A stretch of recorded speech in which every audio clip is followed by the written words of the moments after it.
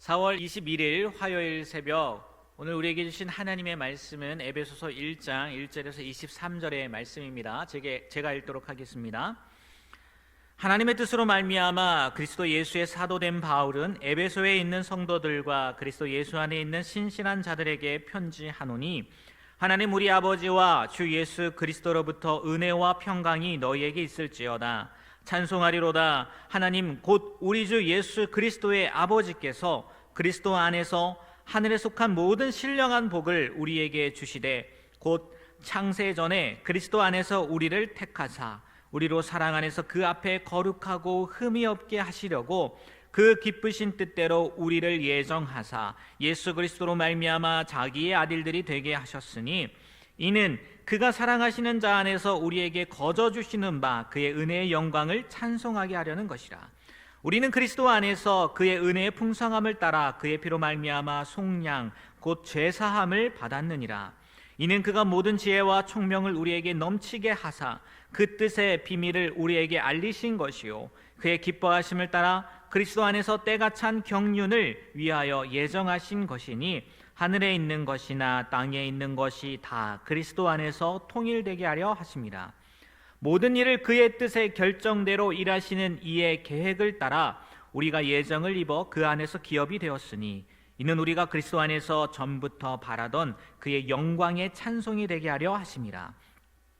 그 안에서 너희도 진리의 말씀 곧 너희의 구원의 복음을 듣고 그 안에서 또한 믿어 약속의 성령으로 인치심을 받았으니, 이는 우리 기업의 보증이 되사 그 얻으신 것을 속량하시고 그의 영광을 찬송하게 하려 하심이라. 이로 말미암아 주 예수 안에서 너희 믿음과 모든 성도를 향한 사랑을 나도 듣고 내가 기도할 때에 기억하며 너희로 말미암아 감사하기를 그치지 아니하고, 우리 주 예수 그리스도의 하나님 영광의 아버지께서 지혜와 계시의 영을 너희에게 주사 하나님을 알게 하시고 너희 마음의 눈을 밝히사 그의 부르심의 소망이 무엇이며 성도 안에서 그 기업의 영광의 풍성함이 무엇이며 그의 힘의 위력으로 역사하심을 따라 믿는 우리에게 베푸신 능력의 지극히 크심이 어떠한 것을 너희로 알게 하시기를 구하노라. 그의 능력이 그리스도 안에서 역사하사 죽은 자들 가운데서 다시 살리시고 하늘에서 자기의 오른편에 앉히사 모든 통치와 권세와 능력과 주권과 이 세상뿐 아니라 오는 세상에 일컫는 모든 이름 위에 뛰어나게 하시고 또 만물을 그의 발 아래에 복종하게 하시고 그를 만물 위에 교회의 머리로 삼으셨느니라. 교회는 그의 몸이니 만물 안에서 만물을 충만하게 하시는 이의 충만함이니라. 아멘. 네, 오늘 저와 함께 에베소서 1장의 말씀을 나누게 될 터인데요. 에베소서는 바울이 로마 감옥에 갇혀 있는 동안에 기록한 서신서입니다. 이 편지는 에베소서이긴 하지만 에베소 교회만을 위한 것이 아니라 에베소 주변에 있는 전체 교인을 위해 보내진 편지로 보여집니다. 에베소는 그 당시 매우 크고 중요한 도시 중에 하나였기에 여러 교회들의 핵심 역할을 했습니다. 큰 도시에 위치한 에베소 교회는 유대 그리스도인과 이방인 그리스도인이 섞여 있어 보이지 않는 차별도 있었고, 이건 어딜 가나 다 마찬가지이긴 하겠지만 에베소 교회도 그랬다는 거예요. 또 교인들은 에베소 교회가 중심 교회라는 교회 외적인 것에 대한 자부심도 강했던 것 같습니다. 이에 바울이 편지를 보낸 거죠. 뭐라고요? 특별한 지역에 건축된 교회가 아닌 장차 그리스도인들이 중심이 되어 지어져가는 영적 교회의 중요성에 대해서 언급합니다. 그래서 에베소서를 교회론에 대한 이야기들이 많이 나온다라고 이야기를 하지요. 그러면서 바울은 모든 그리스도인입니다. 우주적인 교회가 되는 것이고 그리스도 안에서는 차별이 있을 수 없고 모든 그리스도인들은 예수 안에서 하나의 가족으로 서로를 사랑해야 한다고 가르치는 내용이 이 에베소서 전반에 나와 있는 내용이라는 것입니다. 오늘 읽은 그러면 그 1장의 내용들을 살펴보니까 간략하게 살펴보면 이런 내용들이 기록되어 있습니다. 먼저 문안 인사를 하죠. 모든 서신서에서 바울이 이야기하는 것처럼 1절, 2절 인사를 합니다. 그리고요 3절부터 14절까지의 내용을 보니까 그리스도를 통한 하나님의 구원 계획에 대한 찬송, 하나님의 구원 계획에 대한 찬송입니다. 그리고 예수 그리스도의 구속에 대한 찬송, 또 구속, 우리를 구원하신 그것에 대한 보증이 되신 성령님의 인침에 대한 찬송에 대해서 이야기를 합니다. 그런데 이 얘기가 결국 무엇을 의미하는 거냐? 곧 교회 구성원인 각 성도의 구원은, 우리가 구원받은 것은 우리 인간의 의지나 어떤 노력과는 무관하게 이제 세 분을 찬송하지 않았습니까? 그럼 어떻게 된 거겠습니까? 그리스도 안에 계획된 하나님의 예정과 선택, 그리고 그리스도의 구속의 성취, 십자가에 돌아가시며, 그리고 또 성도 개개인에 대한 성령의 인침, 성령님이 우리 안에 계심으로 말미암아, 우리 안에 들어오심으로 말미암아 그 그리스도의 구속 효과의 적용으로 말미암은 것으로 결국 이 모든 것들을 종합해보면 3절에서 14절의 내용을 종합해보면 신약 교회의 근원은 전적으로 삼위 하나님의 사역에 있다는 것을 설명하고 있다는 거예요. 어느 누구의 능력도 아니라는 거죠. 성부 하나님, 성자 하나님, 그리고 성령 하나님의 구원 성취, 그 계획에 있어서, 그 사역에 있어서 우리가 구원받게 되었다는 거다라는 것을 설명한다는 거죠. 그리고 15절부터 마지막 23절까지에서는 성도들의 영적 지각을 위한, 이런 모든 것들을 깨닫게 되기 위한 바울의 중보기도, 또 그리스도의 탁월성에 대해서 증거하고 있습니다. 즉 바울은 하나님께서 우리 성도들에게, 에베소 교인들에게, 에베소 지역의 모든 교회들에게, 엄밀히 따지면 우리 모두죠. 우리 모두에게 지혜와 계시의 정신을 주심으로 말미암아 그들이 하나님에 대해서, 또 하나님의 부르심의 소망에 대해서, 장래 기업의 풍성함에 대해서, 하나님이 성도들에게 베푸신 능력, 곧 죽은 자를 다시 살리시는 부활의 능력에 대해 더욱 깊이 알게 해주시기를 기도했다는 거예요. 여러분, 그렇습니다. 우리가 알아야 돼요. 깨달아야 돼요. 그냥 수박 겉핥기식으로 겉모양만 알아서는 우리가 알 수 없다는 거예요. 그래서 바울이 그것을 위해서 뭐 했다는 거예요? 중보 기도했다는 겁니다.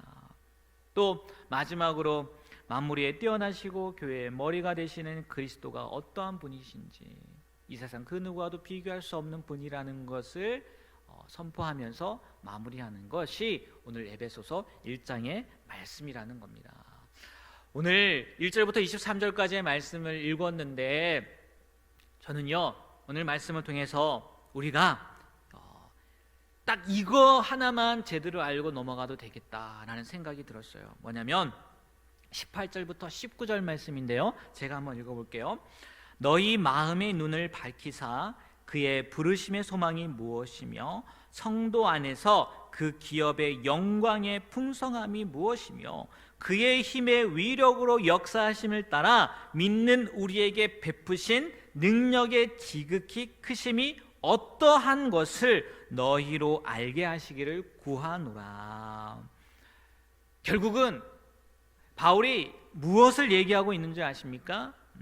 우리 성도들은요, 구원에 대한, 구원의 의미, 그걸 제대로 알아야 된다는 거예요. 그리고 세 가지로 이야기를 했죠.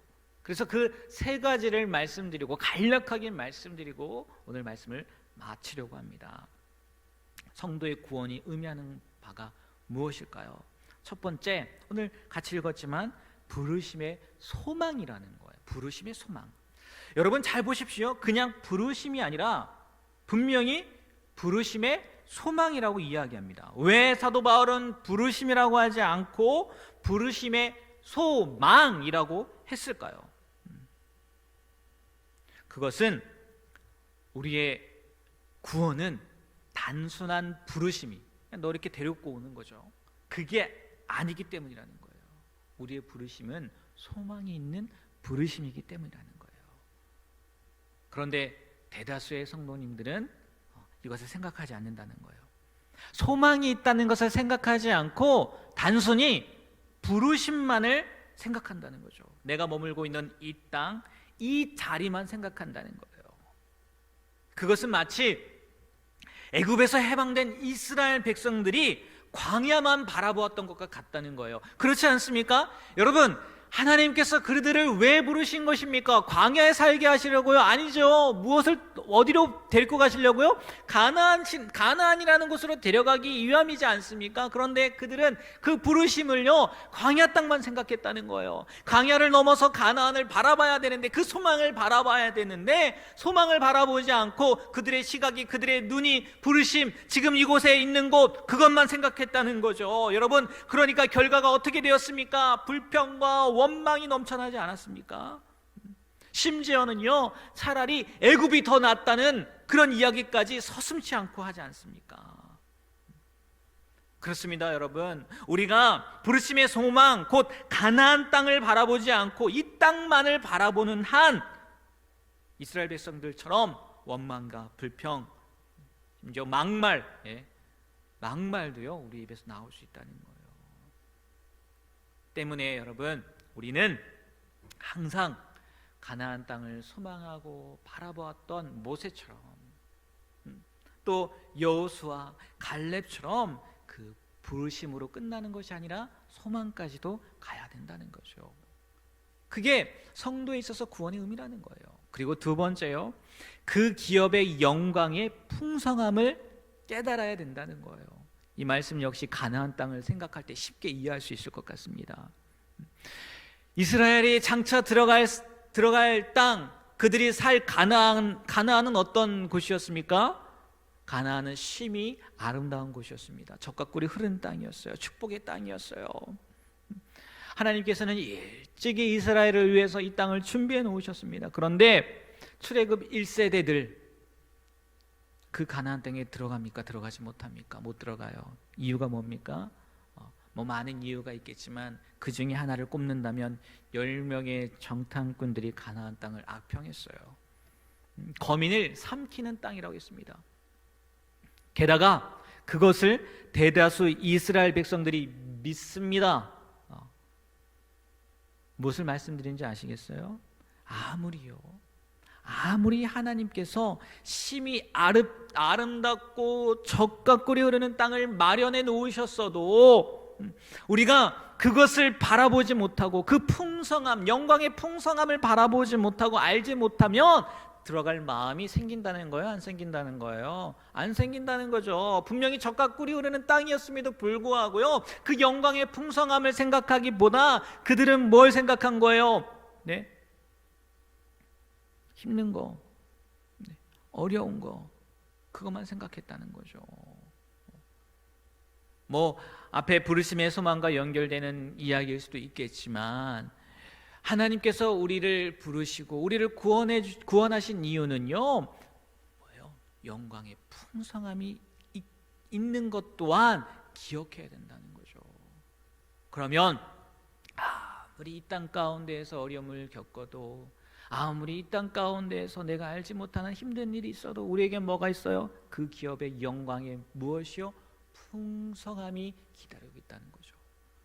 그러면 이 세상을 이길, 버틸, 인내할 힘이 생기는 겁니다. 왜요? 우리에겐 풍성함이 주어질 테니까. 이게 성도에게 부어주신 구원의 두 번째 의미라는 거예요. 여러분, 이 사실을 기억하셨으면 좋겠어요. 그리고 마지막으로 세 번째로는요, 믿는 우리에게 베푸신 능력의 지극히 크심을 깨달아야 된다는 거예요. 이건 역시 가나안과 연관지어 생각해보면 쉽게 이해할 수 있습니다. 출애굽 1세대들이 왜 가나안 땅에 들어갈 생각을 못한 거예요? 악평하는 10명의 정탐꾼들 때문에요? 정말 그런가 봐. 그들은 너무 힘든 땅이었나 봐. 아니죠. 그것뿐만이 아니라 무엇을 생각한 거예요? 그 땅에 거하는 사람들, 네피림의 후손, 거인들을 생각한 거 아니겠습니까? 그리고 또 그 당시에 그 자리에 자리 잡고 살고 있던 가나안 족속들 이야기하는 거 아니겠습니까? 아말렉인, 헷 족속, 여부스, 아모리, 가나안 자손들, 그 자손들과 뭐 해야 돼요? 전쟁을 해야 되잖아요. 그러니까 그러한 사람들을 생각할 때 자신을 바라보면 어때요? 너무나 나약한 존재라는 거예요. 자신들의 힘으로는 도저히 할 수 없는 존재라고 생각한 거예요. 어쩌면 맞지요. 정확히 본 거지요. 하지만 생각해 보십시오. 이집트에서 끄집어내신 분이 누구십니까? 하나님이십니다. 단순한 방법으로요, 10가지 재앙을 통해서요. 홍해를 가르신 분이 누구십니까? 하나님이십니다. 만나와 메추라기를 내려준 분이 누구십니까? 하나님이세요. 여리고성을 무너뜨린 분이 누구십니까? 하나님이시란 말이에요. 지금까지요, 자신들의 힘으로 한 게 없었어요. 누가 하신 거예요? 하나님이 하신 거예요. 하나님께서 정말 능력이 지극히 크심을 그들에게 베풀었단 말이에요. 그런데 그들이 그것을 기억했어요? 아니요. 기억하지 못했어요. 기억하지 못했다고요. 그래서 1세대들은 광야에서 머물다 죽어버리고 만 거예요. 오직 그 하나님의 능력이 지극히 크심을 인정했던 여호수아와 갈렙만이 그 1세대 가운데 들어간 사람이 되었다는 거죠. 그렇습니다, 여러분. 이스라엘 백성들이 가나안 땅에 들어가는 것은 전적으로 하나님이 하시는 일이었어요. 애굽에서 나오게 하신 분도 하나님이요, 가나안 땅에 들어가게 하시는 분도 하나님이라는 거죠. 이스라엘 백성들에게는 그러한 능력이 전혀 없었지만 하나님께는 능히 그러한 능력이 있으시다는 거예요. 그러므로 오늘 우리 역시 이 사실을 깨달아야 될 줄 믿습니다. 전혀 무능한 이스라엘 백성들을 가나안으로 이끌어 들이신 하나님께서 연약한 우리 역시 정말 부족하지만 그렇지 않습니까? 매일 실패하잖아요. 매일 좌절하잖아요. 나의 모습을 바라볼 때마다 내가 어떻게 하나님 나라에 갈 수 있을까? 내가 어떻게 그리스도의 제자라고 할 수 있을까? 이렇게 생각하며 살지 않습니까? 그래서 가슴을 치며 답답해하지 않습니까? 하지만 하나님의 능력으로 말미암아, 지극히 크신 하나님의 능력으로 말미암아 우리는 능히 갈 수 있다고요, 없다고요? 네, 있다는 겁니다. 능히 구원받는다는 거예요. 여러분, 사도 바울이 에베소 교회, 에베소 주변에 있는 교회들에게 전엔 그냥 단순한 편지로만 생각하지 마시고요, 우리에게도 지금 이야기하는 것으로 들었으면 좋겠습니다. 우리에게 주신 하나님의 구원이 어떤 구원인지 그것을 마음 가운데 다시 한번 새기고요, 부르심의 소망을 바라보고 그 영광의 풍성함을 바라보고 또 지극히 크신 하나님의 능력을 바라보므로 우리가 이 땅 가운데 살면서도 구원을 완성해 갈 수 있는 삶, 그러한 삶을 살아가게 되는 우리 모두가 되길 주님의 이름으로 부탁드립니다. 그것이 참된 구원을 바라보는, 아니 하나님께서 우리에게 주신 구원을 바라보는 성도들의 모습이라는 겁니다. 다른 거 다 잊으셔도 이 구원의 소망을 잊어버리지 않는 우리 모두가 되길 다시 한번 주님의 이름으로 부탁드립니다. 기도하겠습니다. 하나님, 우리에게 주신 구원이 어떠한 구원인지 다시 한번 사도 바울의 고백을 통해서 깨닫게 하여 주신 것 너무나 감사합니다. 그 부르심의 소망이 얼마나 큰지, 그 기업의 영광의 풍성함이 얼마나 위대한지, 또 지극히 크신 하나님의 능력으로 말미암아 우리가 구원받은 백성이 되었다는 것, 그리고 그 구원을 잃어버리지 않는다는 것 늘 기억하며, 비록 몸은 이 땅 가운데 살지만 구원의 풍성함을 누리며 살아가는 우리 모두가 되게 하여 주시옵소서. 예수님의 이름으로 기도합니다. 아멘. 오늘도 구원의 풍성함을 누리며 살아가는 우리 모두가 되게 주님의 이름으로 축복합니다.